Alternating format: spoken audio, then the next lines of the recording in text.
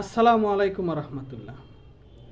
গতকাল রাত 1:25 বাংলাদেশের রাজধানী সহ কয়েকটি জেলাতে মাঝারি পাল্লার ভূমিকম্প অনুভূত হয়। এই ভূমিকম্পটির উৎপত্তিস্থল ছিল ভারতের মণিপুর রাজ্যে। রিক্টার স্কেলে যার মাত্রা ছিল 5.4। 2 সপ্তাহের ব্যবধানে বাংলাদেশে অনুভূত হলো 3টি ভূমিকম্প। এই যে ভূমিকম্প আগামীতে কি আবারও হতে পারে? আমরা আজকে ভূমিকম্পের কারণ, বাংলাদেশের জন্য সম্ভাব্য হুমকি এবং কি প্রতিরোধমূলক ব্যবস্থা নেওয়া যায় সেই বিষয়গুলো নিয়ে আলোচনা করব। আমরা জানি পৃথিবী 7টি মহাদেশে বিভক্ত। এই 7টি মহাদেশ 7টি প্লেটের উপর অবস্থিত। বিজ্ঞানীরা যার নাম দিয়েছেন টেকটনিক প্লেট। তো টেকটনিক প্লেট কি সেটা আমরা একটু জেনে আসি। টেকটনিক প্লেট হলো ভাসমান ভূগর্ভের সেই স্তর, যে স্তরটি ভাসমান ম্যাগমার উপরে অবস্থিত। পৃথিবীতে এরকম অনেক টেকটনিক প্লেট রয়েছে, তবে প্রধান টেকটনিক প্লেট হচ্ছে 7টি। এই টেকটনিক প্লেট প্রতিনিয়তই একে অপরের দিকে অগ্রসর হয় অথবা একে অপর থেকে দূরে সরে যায়, আকর্ষণ অথবা বিকর্ষণ করে প্রতিনিয়ত চলেছে।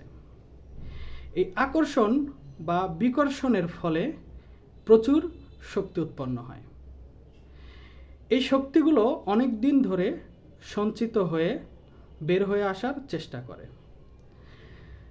টেকটনিক প্লেটগুলো যখনই একে অপরের ওপর চাপ দেয় বা ধাক্কা লাগায়, এই শক্তিগুলো তখন উদ্গীরিত হয়। উদ্গীরিত হলে এই টেকটনিক প্লেটগুলো কম্পন সৃষ্টি করে। এই কম্পনটাই পরবর্তীতে ভূস্তরে অর্থাৎ পৃথিবীতে ছড়িয়ে পড়ে, যেটা ভূমিকম্প নামে পরিচিত। অর্থাৎ এই টেকটনিক প্লেটের ধাক্কা, সংঘর্ষ এর ফলেই এই ভূমিকম্পের সৃষ্টি হয়। এই ভূমিকম্পের পরে এই শক্তিটা তরঙ্গ আকারে প্রবাহিত হয়ে দেশের বিভিন্ন ইনফ্রাস্ট্রাকচার বা অবকাঠামোকে ধ্বংস করে।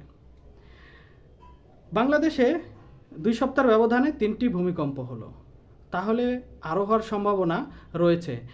এই যে ছোট ছোট শক্তি উদ্গীরণ, এইটা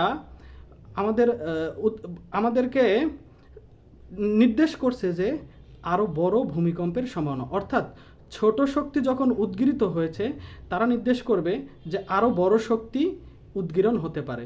যখনই বড় শক্তি নির্গত হবে, তখন ভূমিকম্পের মাত্রাটা আরও বাড়বে।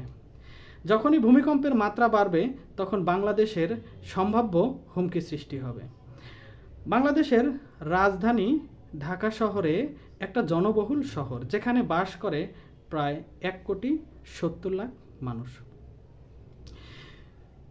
যদি ভূমিকম্প 7.8 অথবা 8 মাত্রার ভূমিকম্প এই ঢাকা শহরে অনুভূত হয়, তাহলে সহজেই অনুমান করা যায় কত বড় ধরনের ক্ষতির সম্মুখীন হবে।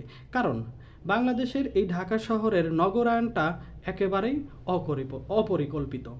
সেই সাথে এখানে বিল্ডিংগুলো খুবই দুর্বল, মানা হয়নি কোনো বিল্ডিং কোড। এরপরে এই বিল্ডিংগুলোতে কোনো ভূমিকম্প প্রতিরোধক আধুনিক প্রযুক্তিও ব্যবহার করা হয়নি।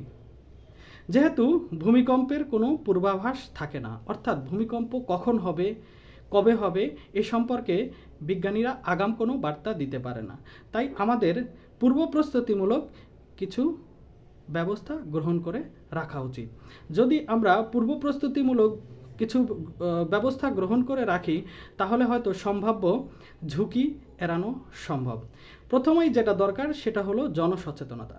আমাদের মধ্যে জনসচেতনতা বৃদ্ধি করতে হবে। জনসচেতনতাই পারে পূর্ব সতর্কতামূলক ব্যবস্থা নিতে।